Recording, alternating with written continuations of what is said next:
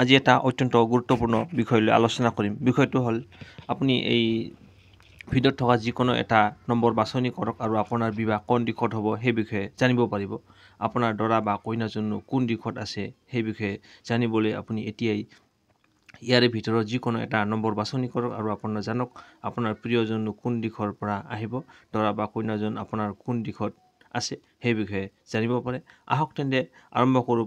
পলম নকৰি প্ৰথমতে আহিছোঁ 1, যিসকলে মানে 1 চিলেকশ্যন কৰিছে তেওঁলোকৰ মানে কোন দিশত দৰা বা কইনাজন আছে।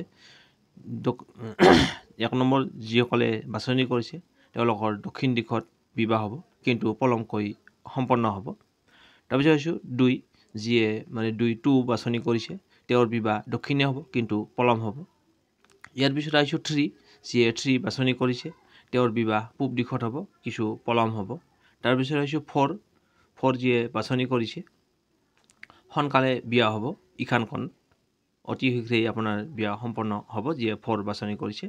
তাৰপিছত আহিছোঁ 5, যিয়ে 5 বাছনি কৰিছে তেওঁৰ বিয়া নিজ গাঁৱত বা ওচৰত বিয়া হ'ব। তাৰপিছত আহিছোঁ 6, যিয়ে 6 বাছনি কৰিছে তেওঁৰ বিবাহত কিছু পলম হ'ব, মানে দেৰিকৈ বিয়া সম্পন্ন হ'ব। এতিয়া আহিছোঁ 7, যিয়ে 7 বাছনি কৰিছে তেওঁৰ এই সময়ত বিবাহৰ জখ নাই, কিছু পলম হ'ব, মানে এতিয়া আপোনাৰ বিবাহৰ জখ নাই, যিয়ে 7 বাছনি কৰিছে। তাৰপিছত আহিছিলোঁ 8, যিয়ে 8 বাছনি কৰিছে ঘৰৰ পূবফালে বসবাস কৰা পাত্ৰ বা পাত্ৰীৰ সৈতে আপোনাৰ বিবাহ সম্পন্ন হ'ব।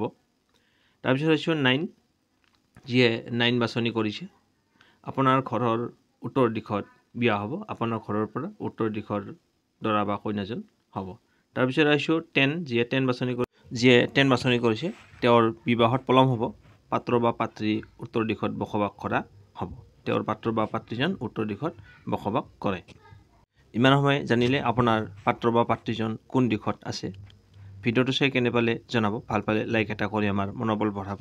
আৰু আপুনি যদি এতিয়ালৈকে মোৰ চেনেলটো ছাবস্ক্ৰাইব কৰা নাই, ছাবস্ক্ৰাইব কৰি অল নটিফিকেশ্যন প্ৰেছ কৰি দিয়ক। এনেধৰণৰ নতুন ভিডিঅ' পাই থাকিব। আপোনাৰ উপকাৰৰ লগতে আপোনাৰ বন্ধু বান্ধৱীকো উপকাৰ হোৱাকৈ ভিডিঅ'টো শ্বেয়াৰ কৰি দিব। আকৌ লগ পাম অন্য এটা নতুন ভিডিঅ'ত। ধন্যবাদ।